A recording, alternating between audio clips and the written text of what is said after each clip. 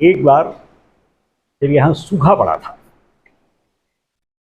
तो सरकार का एक तंत्र होता है कि वो सर्वे होगा, फिर उस सर्वे के आधार पर तो उसमें एक सिस्टम ये रहता है कि जैसे 10 जिलों में सर्वे हुआ तो फिर किसी एक व्यक्ति को भेजकर सैंपल के तौर पर किसी एक जिले की एक दो तहसीलों या विकास खंडों का ये जो आई है रिपोर्ट ये ठीक है कि नहीं।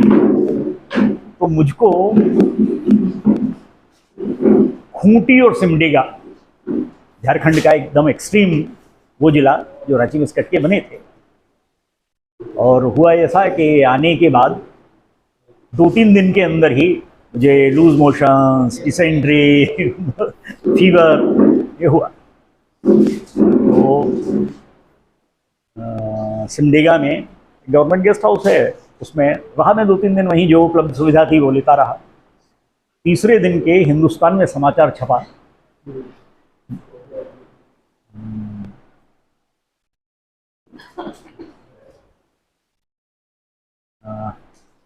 विष के लिए क्या शब्द है यहाँ की भाषा में?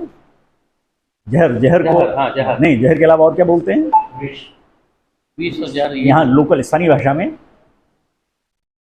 मोहर, मेहरा, मोहरा में इस टाइप का कोई शब्द है क्या? माहौर। माहौर, हाँ। तो समाचार की हेडिंग थी, जहर खा ना माहौर खा, मरे के होए तो सिमडेगा जा। और उसमें नीचे मेरी पूरी रिपोर्ट थी कि इस प्रकार से दिल्ली से आए हुए केंद्र सरकार के एक अधिकारी 3 दिन से वहां स्वस्थ पड़े हुए हैं। तो हिंदुस्तान से मेरा परिचय इस नाते से आया। अभी जो यहाँ पे आपकी बैठक चल रही है उसमें किन बिंदुओं पे मेन रूप से? कई राउंड्स, कई दौर की बैठकें हैं। अभी अपना ये जो अभी बताया नवीन जी ने, बिहार राज्य को हम लोगों ने अपनी व्यवस्था के नाते से उत्तर बिहार, दक्षिण बिहार ऐसे 2 प्रांतों में बांटा है। तो ये इस प्रांत की बैठक है। इस प्रांत में 22 जिले हैं। 22 जिलों में जो हमारे जिला केंद्र हैं, वहाँ के प्रधानाचार्य, वहाँ की व्यवस्थापन समिति, प्रबंधक समिति के कुछ कार्यकर्ता, और विशेष रूप से जिले के विद्यालयों को देखभाल करने के लिए एक जिला टोली, उस जिला टोली के 2-3 सक्रिय सदस्य, ऐसे लोगों को आमंत्रित किया है। तो लगभग 70-80 के आसपास संख्या एकत्र होनी थी। 3 मुख्य मुद्दे हैं जिन पर हम चर्चा, मेरे बारे में बताया कि मैं 3-4 दिन यहाँ रहने वाला हूँ। समूह अलग अलग होंगे, विषय लगभग कॉमन है। एक विषय है हमारे काम का सुदृढ़ीकरण, जैसे कह सकते हैं। अभी जो चल रहा है उस पर आगे क्या और जोड़ना। जैसे हमारे विद्यालयों में क्वालिटी को लेकर बहुत सारी बातें होती हैं, तो एक बार बैठकर समीक्षा करना। हमारे पास जैसे स्वॉट एनालिसिस कहा जाता है मैनेजमेंट की भाषा में, हमारी स्ट्रेंथ्स क्या हैं, हमारी वीकनेसेस क्या क्या हैं, हमें अपॉर्चुनिटीज़ कौन सी मिल सकती हैं, हमारे सामने चुनौतियाँ क्या हैं, इसकी एक बार समीक्षा करना। तो एक काम तो यह है। दूसरा काम है, संगठन है तो एक उसका स्ट्रक्चर बना हुआ है, उस स्ट्रक्चर को कैसे सक्रिय किया जाए, क्योंकि अंततः काम तो कार्यकर्ता से ही होता है। कार्य है तो कार्य करने वाला कार्यकर्ता चाहिए। इसलिए इसको सुदृढ़ करने के लिए क्या सोचना चाहिए, क्या तरीके हो सकते हैं। तो हमारी जो जिला टोली है उसमें कितने लोग हैं, उनमें से कितने लोग सक्रिय हैं, उनको कौन सा काम दिया जाए जो उनकी रुचि का है, जो वो कर सकते हैं, ऐसा एक दूसरी समीक्षा है। तीसरी आगे के बारे में सोचने का विषय है, तो लोगों को मालूम है राष्ट्रीय शिक्षा नीति घोषित हो गई है, 3 वर्ष हो गए उसको। 2020 में 29 जुलाई को घोषणा हो गई थी। अभी उसके आधार पर सबसे पहली जो प्रक्रिया होती है वो राष्ट्रीय पाठ्यचर्या, NCF जिसे बोलते हैं शॉर्ट में, नेशनल कुरिकुलम फ्रेमवर्क। तो वो 4 स्तरों में बनना है। पहला स्तर है बाल्यकाल की शिक्षा। उस बाल्यकाल की शिक्षा की घोषणा हुए लगभग 10 महीने हो गए, पाठ्यचर्या बन गई। दूसरा है स्कूल एजुकेशन। स्कूल एजुकेशन का ड्राफ्ट तैयार होकर सरकार ने पब्लिक डोमेन में डाल दिया है। जैसा आजकल प्रक्रिया चल गई है कि जनता से उस पर सुझाव मांगे जाते हैं, तो आप इसको देखिए, 628 पेज का वो प्रारूप बनाया है सरकार ने। आप आम जनता भी उसमें अपने सुझाव दे सकते हैं। 60 दिन का समय दिया गया है प्रक्रिया के अनुसार, उसके बाद उसको फाइनल करें। तीसरा और चौथा जो क्षेत्र है, एक है एडल्ट एजुकेशन, प्रौढ़ शिक्षा, और चौथा है जिसकी जिसके आधार पर सारा काम चलता है, वो है टीचर्स एजुकेशन। शिक्षक शिक्षा अच्छी होगी तो शिक्षक अपने विद्यार्थियों को अच्छा करके देंगे। इन चारों पर काम चल रहा है। स्कूल एजुकेशन इस स्टेज पर आ गया है कि वो आगे लगभग 2-2.5-3 महीने में इशू हो जाए, जारी कर देगी सरकार। हमारी तैयारी उसके क्रियान्वयन की क्या है, विद्यालयों में होने वाले परिवर्तन क्या अपेक्षित है। तो उदाहरण के तौर पर आपको एक या दो छोटी बातें कहता हूँ, बहुत सारी बातें, सिफारिशें तो बहुत सारी हैं। जैसे सरकार ने अभी जो हमारे यहाँ प्रचलित व्यवस्था है वो 10+2 है। 10वीं में एक बार हाई स्कूल एग्जाम, उसके बाद 12वीं के बाद बोर्ड एग्जाम, और फिर कॉलेज में जाएंगे बच्चे। पहले 11+3 हुआ करता था हायर सेकेंडरी 11th में, और उसके बाद सीधे कॉलेज में चले जाते थे फर्स्ट ईयर में। अभी 10+2+2 शुरू हुआ है, 2 वर्ष का डिग्री कोर्स। अभी वो 10+2+3 हो गया था, वो चल रहा है। अभी स्कूल एजुकेशन के पैटर्न को भी बदला गया, अब ये 5+3+3+4 होगा। अभी तक जिस समाज में चलने वाला नर्सरी और KG1 KG2 जिसको कहते थे, इसको औपचारिक शिक्षा का हिस्सा नहीं माना जाता था। सरकारी विद्यालय में नहीं चलता था, प्राइवेट स्कूल्स, पब्लिक स्कूल्स चलाते थे उसको। अभी इस नई शिक्षा नीति के आधार पर पहले 5 साल की पढ़ाई माने पहली और दूसरी, और पहली की 3 क्लासेस, यानी नर्सरी, लोअर KG और अपर KG, फर्स्ट और सेकंड, इन 5 को मिलाकर इस 5-3-3-4 का पहला 5। उसके बाद तीसरी, चौथी, 5वीं कक्षा का पहला 3। उसके बाद 6ठी, 7वीं, 8वीं, जिसको मिडिल कहा जाता है, वो दूसरा 3। और फिर अभी जो 9-10 अलग और 11-12 अलग होता था, अब वो 9-10-11 मिलाकर ये चौथा 4। अब इस पैटर्न के आधार पर सरकार ने तो लागू कर देना, उसे घोषणा करनी है 1 अप्रैल 2024 से लागू करेंगे, या जो भी तारीख तय करना है। विद्यालय तो फिर हमको तुरंत बदल करने पड़ेंगे, विद्यालयों का सेटअप, विद्यालयों की व्यवस्थाएं, विद्यालयों में उस प्रकार से। अभी ठीक है, शिशु मंदिरों में इसलिए सुविधा थी कि हमारे यहाँ हम शिशु वाटिका के नाम पर प्री प्राइमरी एजुकेशन पहले भी चला रहे थे, इसलिए हमको समस्या नहीं। लेकिन देश के अधिकांश विद्यालयों, पब्लिक स्कूल्स को छोड़ दें, कॉन्वेंट्स को छोड़ दें, तो ये प्री प्राइमरी एजुकेशन का कंसेप्ट नहीं था। तो हमारे विद्यालयों की तैयारी, हम भी अभी केवल शिशु वाटिका में भी अरुण और उदय इस नाम से हम KG1 और KG2 चलाते थे। अब सरकार कहते हैं 3 चलाने हैं, यानी अब 3 वर्ष के बच्चे का प्रवेश होगा। अभी पहली क्लास में 5+ पर प्रवेश होता था, अब 3+ पर प्रवेश करने के लिए, तो 3+ के हिसाब से अपने को सारी योजना वैसी खड़ी करनी पड़ेगी। फिर उतने क्लासरूम चाहिए, फिर उतने उपकरण चाहिए, फिर उतने टीचिंग स्टाफ चाहिए, फिर व्यवस्थाएं चाहिए। तो हमें अपने विद्यालयों में क्या परिवर्तन करना पड़ेगा, विचार करने का एक तरीका। जो ये पढ़ाना तो ठीक, लेकिन अल्टीमेटली इलेक्ट्रिशियन का काम, प्लम्बर का काम, कारपेंटर का काम, या इस प्रकार के जितने भी कौशल कहे गए, स्किल्स कहे गए हैं, वो हमारे शिक्षक को नहीं जानते, कौन सिखाएगा। इसलिए वो सिखाने वाले को, उनके कोर्सेज क्या होंगे, सरकार कोर्स तो डिजाइन कर देगी, लेकिन सिखाएगा कौन, हमारे बच्चों के लिए क्या तो उसकी व्यवस्था होगी, तैयारी क्या होगी। ऐसी कुछ छोटी छोटी बातों पर ये विचार। तो NEP राष्ट्रीय शिक्षा नीति का क्रियान्वयन, ये हमारे लिए तीसरा बड़ा विषय है जिस पर सारे विद्यालयों से चर्चा है। तो सभी जिलों से कार्यकर्ता हमारे आए हुए हैं, प्रधानाचार्य जी लोग आए हुए हैं जो सीधे सीधे काम को मॉनिटर करते हैं, उनके बीच में विचार विमर्श करेंगे दिन भर, आगे के अलग अलग ग्रुप्स में भी विचार करेंगे, और अल्टीमेटली फिर इसको कैसे क्रियान्वयन के धरातल पर लाएं, क्योंकि हमारे पास कुछ महीनों का ही समय है। सरकार की घोषणा के बाद तो अपने को क्रियान्वयन ही करना है सीधे। ऐसा कुछ विषय लेकर, ऐसा प्रांत प्रांत में चल रहा है। मतलब अभी मैं यहाँ आया हुआ हूँ, इसके बाद मुझको उधर महाराष्ट्र में जाना है, इसके बाद ऐसे अलग अलग गुजरात में जाना है, ऐसे अलग अलग क्षेत्रों में, सभी स्टेट में, सब जगह मैं ही जाऊँगा ऐसा नहीं, तो हमारी टीम के अन्य लोग भी अलग अलग जाएंगे। तो एक बार ये सारी बातों की समीक्षा करके आगे की तैयारी हम अपनी सुनिश्चित करें, इसको लेकर सारी ये बात जो अभी हम लोग कवायद कर रहे हैं, ऐसा उद्देश्य है।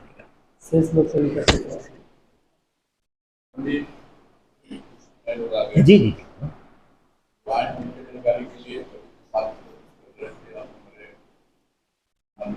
भास्कर, प्रकाशन कहाँ का है? पटना आता हुआ है। सीवान में कितना कितना सर्कुलेशन होगा, भास्कर का, जागरण का, हिंदुस्तान का, सीवान जिले में मन है कुछ, कितनी संख्या में जाता होगा भास्कर?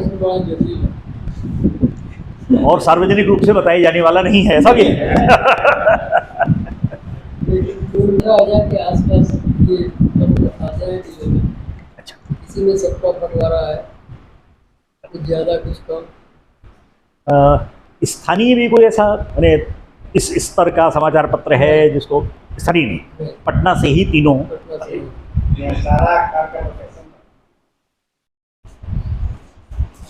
बिहार में सबसे ज्यादा नगद बिक्री हुआ। अच्छा, सारे अखबार सबसे ज्यादा नगद यहाँ सबसे अच्छा, वाह एक सवाल था। जी। आमतौर पर जो शिक्षा है उसका जिस तरह से व्यवसायीकरण हुआ है, तो सामान्य तौर पर जो निजी विद्यालय हैं, जो कॉन्वेंट एजुकेटेड सीबीएसई से एफिलिएटेड, उनका फीस स्ट्रक्चर और विद्या भारती के विद्यालयों का फीस स्ट्रक्चर जो है लगभग मिलता जुलता है। और जो भी व्यावसायिक गतिविधियां सामान्य स्कूलों में हैं, करीब करीब लगभग उसी तरह से विद्या भारती के स्कूलों में भी हैं। तो ऐसे में सामान्य घरों के बच्चों के लिए, जो मध्यम और मध्यम से निम्न वर्ग श्रेणी के जो बच्चे हैं, उस वर्ग के बच्चों को ये जो शिक्षा है, जो कॉन्वेंट शिक्षा है, जो आपके यहाँ विद्या भारती की जो शिक्षा है, वो ज़्यादा से ज़्यादा उपलब्ध कराई जाए, उन तक ज़्यादा से ज़्यादा पहुँचा जाए। इसके लिए क्या आप लोगों का कोई प्लानिंग है इस तरह का? क्या उस लेवल पर जा कर के नए विद्यालय सृजित कर वहाँ पर उनको एजुकेट करने के लिए, या फिर उनके लिए अलग से कुछ इन विद्यालयों में कोई कोटा हो, कोई सीट्स हो जो उनको दिया जाए कि वो भी उस पढ़ करके और आगे निकल सकें? इस तरह का कोई प्रावधान हो रहा है? दोनों स्तर है। एक प्रकार है, ठीक है, कुछ बड़े विद्यालय जो ब्रांड्स बन गए, जी जैसे इस विद्यालय की बात करें, जी जी बिल्कुल, तो समाज में एक स्थान बन गया है। लेकिन अंततः हर चीज़ की सीमा है हमारे पास की, विद्यालय चलना है, क्योंकि हम सरकार से कोई अनुदान देश भर में नहीं लेते। स्वाभाविक रूप से समाज से आने वाली जो भी हमारे पास धनराशि है उससे अपना काम चलाते हैं। समाज का एक बड़ा वर्ग ऐसा है जिसका आप उल्लेख कर रहे हैं, जिनके पास सामान्यतः सुविधाएं नहीं हैं। जी, अगर कहें तो वंचित वर्ग जिसे कह सकते हैं, तो वंचित। विद्या भारती के काम को यदि हम ऐसा कहें कि आज जो लगभग हमारे 25,000 विद्यालय हैं, 25,000 विद्यालयों में करीब करीब बराबर संख्या ऐसे दो अलग अलग क्षेत्रों की। एक प्रकार के विद्यालय वह हैं, नगरीय क्षेत्रों में हैं, बड़े विद्यालय हैं, शुल्क की राशि ठीक ठाक है और उनसे हमको संग्रह होता है। एक बड़ा क्षेत्र यानी 11,500 के आसपास विद्यालय वे हैं जो हम निःशुल्क चलाते हैं। समाज का वह वर्ग है जो ऐसे विद्यालयों में किसी भी अन्य प्राइवेट स्कूल में नहीं भेज सकता, सरकार के तंत्र पर, सरकारी विद्यालयों पर जिनको विश्वास है, या सरकारी विद्यालय नहीं है। देश भर में जम्मू कश्मीर का वैली एरिया है, पूर्वोत्तर का असम के ऊपर का क्षेत्र है, तो बड़ा रिमोट लोकेशन जिसे कहा जा सकता है। छत्तीसगढ़ का, झारखंड का नक्सल प्रभावित क्षेत्र है, समुद्र तटीय क्षेत्र हैं, सीमावर्ती क्षेत्र हैं, वो राजस्थान का जैसलमेर, बाड़मेर की सीमा पाकिस्तान से सटी हुई हो, या चाइना बॉर्डर हो उधर नक्सलबाड़ी के साइड में, या इधर पंजाब की जो सीमा इतनी लंबी जुड़ी हुई है, भूटान से जुड़ी हुई, नेपाल से जुड़ी हुई, अपने ही क्षेत्र में है। इन क्षेत्रों में भी समाज का वंचित वर्ग है। इन बच्चों के लिए, क्योंकि वहाँ सरकारी विद्यालय या तो नहीं है या तो बड़ी खराब स्थिति में है, प्राइवेट स्कूल को जाने को तैयार नहीं क्योंकि वहाँ फीस मिलने वाली नहीं, लेकिन उन बच्चों को भी संस्कार की और शिक्षा की आवश्यकता है। तो इस नाते से वहाँ की जिम्मेदारी को समझते हुए वहाँ पर विद्या भारती ने विद्यालय स्थापित किए। कुछ स्थान ऐसे हैं बहुत ही रिमोट हैं, वहाँ हमारा एकल विद्यालय, एकल शिक्षक विद्यालय हमने चलाया। एक आचार्य जी, अब छोटा गांव है, पहाड़ी क्षेत्र में, एक पहाड़ी के ऊपर बसे हुए 20-25-30 घरों की बस्ती है, 40-50 बच्चे आते हैं। अब उनके लिए हम स्वतंत्र पूरा विद्यालय नहीं चला सकते, लेकिन कम से कम उसमें अक्षर ज्ञान, अंक ज्ञान हो जाए बच्चों को, इतना अवश्य। चौथी पाँचवीं तक की हमने उनको शिक्षा दे दी, फिर जिनकी सामर्थ्य है या जो आगे चल सकते हैं तो फिर निकटवर्ती जो हमारे विद्यालय हैं अथवा सरकारी विद्यालय हैं, थोड़े बड़े हो जाते हैं बच्चे तो वहाँ तक जा सकते हैं। इस प्रकार का बंटवारा तो किया है, लेकिन देश बहुत बड़ा है। हम सब मिलाकर 25,000 विद्यालय और 140 करोड़ की जनसंख्या को हम फीड नहीं कर सकते। तो अभी भी बहुत कुछ करने के लिए है अपने पास। मैं अभी जहाँ तक हम पहुँचे हैं उससे बहुत आगे करने के लिए है। समीक्षा में यही कि आगे हमको किस दिशा में जाना, क्योंकि दोनों प्रकार के विद्यालय चलाना ये विद्या भारती की नीति में है। समाज में जो दे सकते हैं उनसे लेना, जो नहीं दे सकते हैं उन तक पहुंचाना, ये दोनों काम इस प्रकार से हम लोग कर रहे हैं। इसलिए अब बहुत महंगे विद्यालय ये महानगरों में, नगरों में हैं, ग्रामीण क्षेत्र में अभी भी नहीं है।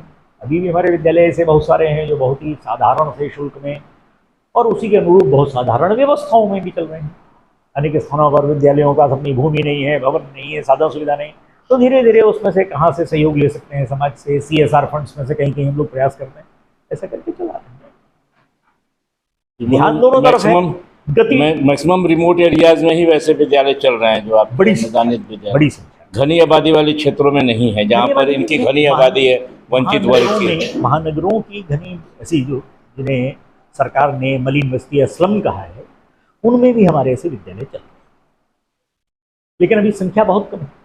अभी इसी सत्र में जब बातचीत हो रही थी तो किस जिले में कितने ऐसे हमारे केंद्र चल रहे हैं सेवा बस्तियों में, हम उन्हें सेवा बस्ती कहते हैं, हमारी सेवा की आवश्यकता उनको है, इसलिए सेवा बस्ती हमने नाम दिया उनको। सरकार मलिन बस्ती कहती है। तो संख्या जोड़ने पर ध्यान में आया कि अभी हम बहुत पीछे हैं। और सरकार का जो शिक्षा का अधिकार अधिनियम के तहत जो वैसे बच्चों को एजुकेट करने के लिए जो कोटा दिया गया है, तो क्या इन विद्यालयों में उस कोटे को मेंटेन करने के लिए कोई प्रोविजन? सरकार के नियमों से बंधे हुए हैं, सरकार से हम मान्यता लेते हैं तो सरकार के नियमों का पालन करते हैं।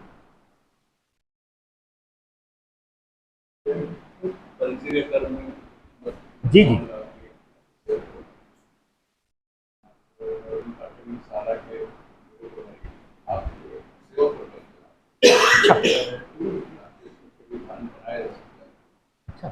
जो चल रही है सरकार की तरफ से एक प्रयास, विद्या भारती ने क्या उसी रूप में अंगीकार किया है जिस रूप में सरकार ने प्रपोज किया है?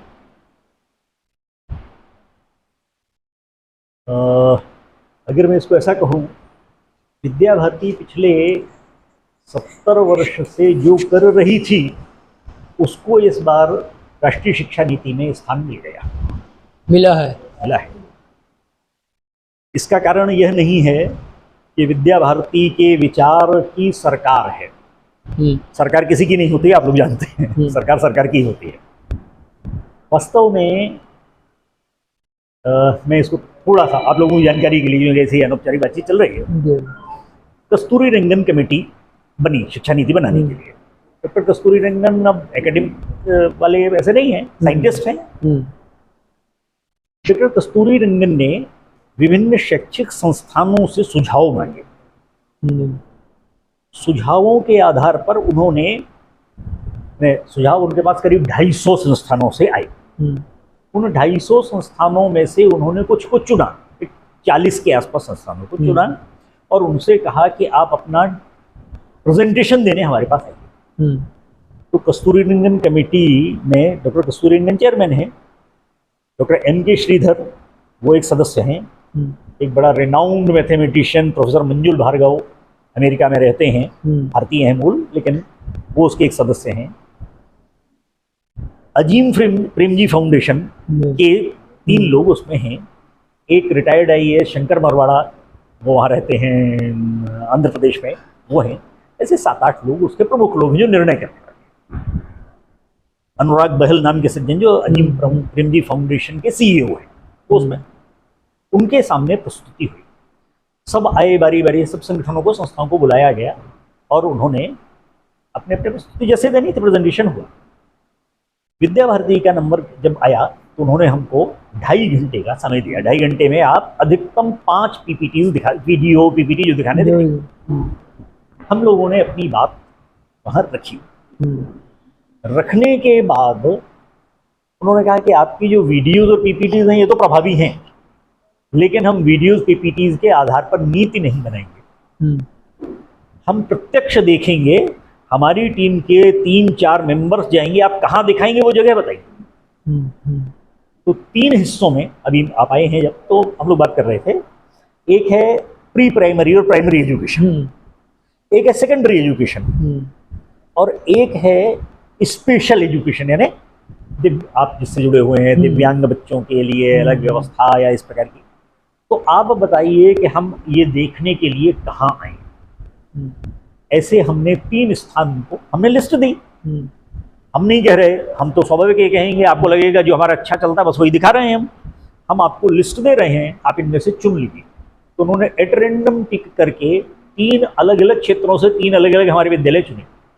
एक कच्छ जिले में गुजरात में गांधीधाम का हमारा शिशु वाटिका प्री प्राइमरी एजुकेशन को लेकर, एक प्राइमरी और मिडिल को लेकर गाजियाबाद का हमारा विद्यालय, और तीसरा सेकेंडरी एजुकेशन को लेकर हिमाचल प्रदेश और पंजाब के एकदम बॉर्डर पर तलवाड़ा नाम का एक स्थान है, वहाँ का हमारा एक विद्यालय। ऐसे उन्होंने अपने आप चुने और उन्होंने कहा हम तारीख बताएंगे, पहले से हम घोषित करेंगे ऐसा नहीं है, क्योंकि आप अपनी तैयारी करके रखेंगे दिखाने के लिए। हम एक दिन पहले बताएंगे कल सुबह हम पहुँच। और इस तरह से आकर वो तीनों जगह 2-2 दिन उनकी टीम रुकी। अनुराग बहल भी आए उसमें, शंकर बरवाड़ा भी आए, एम.के. श्रीधर जी स्वयं दिव्यांग इसलिए वो नहीं आए, लेकिन उनके प्रतिनिधि के रूप में। तो 3 लोग उनके आए, उन्होंने उन विद्यालयों को देखा, अध्ययन किया, रिपोर्ट बनाई। रिपोर्ट बनाने के बाद कस्तूरी रंगन कमेटी ने उस पर विचार किया। 3 चीजें जिनकी हम चर्चा नहीं केवल हम पिछले 40, 45, 50 वर्षों से, जैसे शिशु वाटिका का कंसेप्ट, ये विद्या भारती में bagless education, stressless, bagless, examless, bag और किसी भी प्रकार के एग्जाम नहीं लेंगे, इस प्रकार का एक व्यवस्था थी। उसको उन्होंने गांधीधाम में देखा और उसके आधार पर उन्होंने बच्चों की एक्टिविटी बेस्ड लर्निंग, अभी इस बार के शिक्षा नीति में ABL ये प्रमुख शब्द है, एक्टिविटी बेस्ड लर्निंग। बच्चों को पुस्तकें मत पढ़ाइए, होमवर्क मत दीजिए, क्लासवर्क मत कराइए, एक्टिविटी करवाइए। जब उन्होंने देखा कि हमारे बच्चे वहाँ पर, यानी नर्सरी KG में पढ़ने वाले हमारे बच्चे खेती कर रहे हैं। अब खेती इतने बड़े बच्चे को हल तो नहीं चलाएंगे, छोटे छोटे उपकरणों से खोद रहे हैं, कुछ बीज बो रहे हैं, फिर उसे उगा रहे हैं, सब्जी भाजी अन्न जो भी है वो कर रहे हैं। तो उनको लगा कि एक्टिविटीज ऐसे भी सिखाई जा सकती। ऐसी चीज़ों को उन्होंने उसमें जोड़ा, toy based learning, activity based learning, experiential learning, joyful learning, ऐसे शब्द उन्होंने। अब शब्द तो स्वाभाविक है, अंग्रेजी के गढ़ थे, वो अपने ढंग से उन्होंने वो रखे, लेकिन शब्द का भाव सब वही है। जॉयफुल लर्निंग यानी खेल कूद में, खेल में सीखेगा बच्चा तो आनंद महसूस करेगा, ये हमारे उसमें।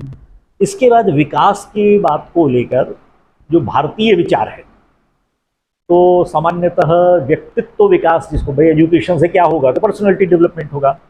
पर्सनैलिटी डेवलपमेंट का अर्थ है, तो आज की भाषा में कहें तो आप बड़ी अच्छी बिल्ट है, आदमी का शरीर सुगठित है, रंग थोड़ा गोरा चिट्टा है, थोड़ा अच्छे कलर कॉम्बिनेशन के कपड़े पहन लेता है, भारत में विशेष रूप से फराटे से अंग्रेजी बता रहे, क्या पर्सनैलिटी है साहब, ऐसा बोला जाता है। भारत का विचार जो है वो पर्सनैलिटी ये नहीं है। तो हमारे व्यक्तित्व को, जिसको आद्य शंकराचार्य ने पंचकोश कहा, ये शरीर है जो बाहरी आवरण है, ये दिखाई देता है, कोश यानी आवरण, कवर। तो ये अन्नमय कोश, अन्न से पैदा होता है, अन्न से चलता है, लेकिन इसको चलाने वाला जो तत्व है वो प्राणमय कोश है, उसको कंट्रोल करने वाला हमारा मन है, उसको कंट्रोल करने वाली हमारी बुद्धि है। और इस सब के बाद मूलतः नैतिकता और आध्यात्मिकता का स्वभाव नहीं आया तो व्यक्ति का विकास नहीं हुआ, ऐसा मानना चाहिए। तो ये जो पंचकोशात्मक विकास था, इसके उन्होंने गाजियाबाद और तलवाड़ा में उदाहरण देखा, बच्चे कैसे करते हैं, इसके लिए हम कौन सी एक्टिविटी कराते हैं जिससे उनका ये विकास होता है। इस शब्द को यथावत उन्होंने केवल अंग्रेजी ट्रांसलेट, पंचकोशात्मक विकास लिखा रोमन में, और उसके साथ में उन्होंने केवल 5-fold डेवलपमेंट, ऐसा अंग्रेजी अनुवाद उसका ब्रैकेट में लिखा है। विद्या भारती इस काम को पिछले 65-70 वर्षों से कर रही थी। राष्ट्रीय शिक्षा नीति के एनसीएफ में ये यथावत उन्होंने ले लिया। हमारी कोई सिफारिश, हमारा कुछ, वो एक डेमो था, हमने प्रेजेंटेशन किया और उन्होंने स्वीकार। मैंने जीवन मूल्यों का जो जीवन मूल्यों का समावेश हो। मूल्यों का समावेश करने का। तीसरा विषय जिसको उन्होंने यहाँ भी लिया और टीचर्स एजुकेशन में भी लिया, शिक्षक शिक्षा में भी, शिक्षण की पद्धति। तो शिक्षण की पद्धति के तौर पर भारत की मूल जो गुरुकुल पद्धति है उसमें 5 पद कहे गए थे। अधीति यानी सीखना सिखाना, बोध यानी उसका कॉम्प्रहेंशन डेवलप होना, समझदारी विकसित होना, अंडरस्टैंडिंग, उसके बाद उसका अभ्यास करना, अभ्यास के आधार पर उसका प्रयोग अपने जीवन में करना सीखना, और अंततः जो सीखा वो और लोगों को सिखाना। ये 5 पद, अधीति, बोध, अभ्यास, प्रयोग और प्रसार, इस 5 नाम से हम लोगों ने इसके भी प्रैक्टिकल डेमोन्स्ट्रेशन कक्षा कक्ष में लेसन प्लान कैसे बनाया जाता है, हमारे आचार्य जी कैसे बनाते हैं, लेसन प्लान उन लोगों को, अनुराग बहल जी और शंकर मरवाड़ा को दिखाए, और उसके आधार पर क्लासरूम टीचिंग, आप पीछे बैठकर, हमने पीछे उनके लिए 3 चेयर्स डाल दी, आप देखिए क्लास कैसी चल रही है। ऐसा 2 दिन उन्होंने हमारे क्लासेस का ऑब्जर्वेशन, गाजियाबादी और अलवाड़ा। उसके बाद उन्होंने इसको सीधे सीधे पंचपदी शिक्षण पद्धति, पंचपदी पेडागोजी इस नाम से ही स्वीकार किया। उसका उन्होंने ट्रांसलेशन भी नहीं किया, पंचपदी को पंचपदी ही लिखा। बाद में उन्होंने लिखा कि this is 5 step learning process.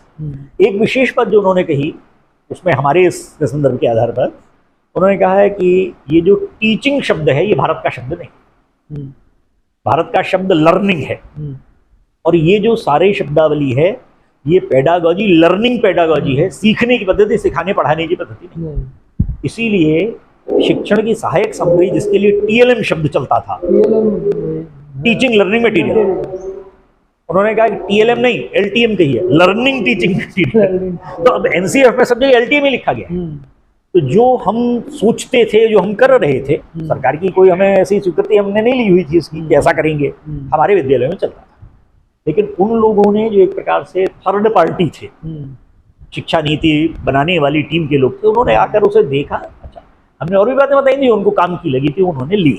तो ऐसे पंचकोशात्मक विकास की संकल्पना, पंचपदी शिक्षण पद्धति, और ये जो जॉयफुल लर्निंग, हम उसे आनंदमय शिक्षा कहते थे, हम उसको गतिविधि आधारित शिक्षा कहते थे, क्रिया आधारित कहते थे, वो सारी चीज़ों को उन्होंने स्वीकार किया। अब हमारे ऊपर एक जिम्मेदारी जो बढ़ गई है, सरकार ने तो एनसीएफ में लिख दिया, छाप दिया, अब सब विद्यालय उसको लागू करेंगे, सरकारी होंगे, केंद्रीय विद्यालय होंगे, जवाहर नवोदय विद्यालय होंगे, कॉन्वेंट्स होंगे, करना तो शिक्षा नीति सब पर लागू होगी। उस स्थिति में हमसे आग्रह अब शिक्षा विभाग का यह है कि आप अब इसके लिए अपने प्रशिक्षण केंद्र डेवलप कीजिए ताकि अन्य विद्यालय आपको आकर देखें कि आप कैसे चलाते हैं इसको। तो अभी मैं इस सत्र में यही बात कर रहा था कि भाई अब हमारी जिम्मेदारी बढ़ गई, हमने अच्छा काम दिखाया। तो एक पुरानी कहावत है, the reward of good work is more work. अच्छा काम करिए तो और ज्यादा काम दिया जाता है। तो हमने एक बार उनको अच्छा काम दिखाया तो उन्होंने कहा आप बाकी लोगों को सिखाइए आप कैसे करते हैं। स्वीकार्यता देश में क्या सभी क्षेत्रों या समुदायों या अलग अलग दृष्टि से स्थापित विद्यालयों में है? प्रारंभिक रूप में कहूँ 29 जुलाई 2020 को घोषणा हुई, 31 जुलाई और 2 अगस्त को स्टेटमेंट्स आ गए। सबसे पहला स्टेटमेंट ममता बनर्जी का था, हम अपने यहाँ लागू नहीं करेंगे। दूसरा स्टेटमेंट तमिलनाडु सरकार का था, तीसरा स्टेटमेंट केरल सरकार का था, चौथा स्टेटमेंट महाराष्ट्र गवर्नमेंट का था। उस समय महाराष्ट्र में ठाकरे गवर्नमेंट थी। 4 राज्य सरकारों की घोषणा हो गई हम लागू नहीं करेंगे। शेष देश में कुछ अनुकूल सरकारें थी, कुछ अनुकूल नहीं थी, तो भी उन्होंने, जैसे उड़ीसा में कोई विरोध नहीं हुआ, उन्होंने कहा सरकार ने जो तय किया हम करेंगे। ईसाई मिशनरियों से संचालित जी उनकी क्या इस पर आपको आश्चर्य होगा, मैं पहले सरकार की बात कर रहा था, कॉन्वेंट्स के अनेक ऐसी संस्थान वो हमारे संपर्क में है लगातार, आप क्या करते हैं हमको सिखाइए, हमारे यहाँ आप अपने लोगों को भेजिए इस चीज़ को सिखाने के लिए। ऐसा देश भर में पब्लिक स्कूल्स में, कॉन्वेंट्स में हमारे शिक्षकों ने जाकर सिखाने का काम शुरू किया है पिछले 1-1.5 वर्ष में। जैसे ही एनसीएफ और ये सारी चीज़ें आई हैं तो हमारे यहाँ लोगों का आना शुरू हुआ, और हमारे लोगों का उनके यहाँ जाकर, बड़े विद्यालय हैं जैसे दिल्ली के मैं 3-4 ऐसे कॉन्वेंट्स या पब्लिक स्कूल्स को जानता हूँ जिन्होंने कहा कि हमारे यहाँ तो खुद ही 70-80 का स्टाफ है, 100 का स्टाफ है, तो हम आपके यहाँ कहाँ भेजेंगे, आप अपने यहाँ के ट्रेनर्स हमारे यहाँ भेज दीजिए, हम सिखाएंगे। तो 3 दिन की 4 दिन की वर्कशॉप हमने वहाँ पर भी जाकर ली। राज्य सरकारों में जहाँ विरोध था, सबसे पहला स्टेटमेंट ममता जी का था, सबसे पहले ही वेस्ट बंगाल में उन्होंने अपनी, जैसे एनसीएफ बना है, national curriculum framework, state curriculum framework बनाने की उन्होंने शुरुआत सबसे पहले की। उनको केवल वहाँ के शिक्षा सचिव ने ये कहा कि ये बात तो ठीक है आपकी कि हम नहीं लागू करेंगे, तो ये आपका अपना निर्णय हो सकता है, लेकिन जरा आप अपने बच्चों के बारे में सोचिए। नेशनल लेवल के जो कॉम्पिटिशन्स होंगे उसमें बंगाल का बच्चा कैसे कॉम्पीट करेगा, क्योंकि आगे जितने भी कॉम्पिटिटिव एग्जामिनेशंस होंगे वो तो उस नेशनल एजुकेशन पॉलिसी के आधार पर जो पुस्तकें आएंगी, सिलेबस बनेगा उसके पर होगा। हमारे बच्चे तो पीछे हो जाएंगे। बात समझ में आ गई उनको, उन्होंने अपने काम शुरू कर दिया। उदाहरण के लिए मैं बताऊं कि कॉलेज में भी एक बैठक हुई 3-4 दिन पहले जी, उसमें बिहार सरकार ने बहुत जद्दोजहद के बाद यूजी में को स्वीकार किया। जी अभी सिलेबस आया है उसका, जी उसमें वैल्यू एडेड एजुकेशन की बात आई जी। अब वैल्यू एडेड एजुकेशन एक माइनॉरिटी इंस्टीट्यूशन में जब हम बात करने जा रहे हैं तो उसमें जो हमारे वैल्यूज़ हैं, जीवन मूल्य जिसको हम पढ़ते पढ़ाते बड़े हुए हैं, उससे अलग हटकर कुछ सोचना कहीं से स्वीकार्य नहीं है। उनके जीवन मूल्य कुछ अलग है, उनकी मान्यताएं कुछ अलग हैं, धारणाएं भी अलग हैं जीवन के बारे में, या बहुत सारी चीज़ें मेल नहीं खाती। इस पर बातें हो रही कि वैल्यू एडेड कोर्स की क्या ज़रूरत थी, कि यही नैतिकता का एक मानक तो तय होना चाहिए ना हर एक के जीवन में। उसमें वही एहसास तो करा पाएंगे कि ये समाज है, उसके प्रति हमारी क्या जिम्मेदारी है, राष्ट्र है, उसके प्रति हमारी क्या जवाबदेही है, हमारे अपने जो आचरण है वो कहीं ना कहीं अनुकरणीय हो। तो वहाँ उस लेवल पर एतराज़ है कि ये वैल्यू एडिशन का मतलब है कि संघ परिवार वैल्यू एडिशन के लिए सिलेबस में ये सारी चीज़ें ले आ रहा है जो दूसरे के लिए मुश्किल पैदा हो रही है। वास्तव में उसका जो ड्राफ्ट आया है वो अभी शायद उन्होंने पढ़ा नहीं होगा। जो कॉमन वैल्यूज हैं किसी भी धर्म संप्रदाय में चलती है, सत्य बोलना कोई बुरा नहीं कहता उसको, राष्ट्रभक्ति कोई बुरा नहीं कहता उसको, समाज की सेवा करना, पड़ोसी का भला करना कोई उसको बुरा नहीं कहता, केवल उतने कॉमन को ही लिया गया है। उसमें धार्मिक आस्थाएं, मान्यताएं बिल्कुल टच ही नहीं की उन्होंने। नहीं तो एक बात जैसे मैं बताऊं कि जैसे मैंने कहा कि पेड़ से आम गिर रहे हैं, पेड़ आम देते हैं, हमें इनके प्रति थैंकफुल होना चाहिए।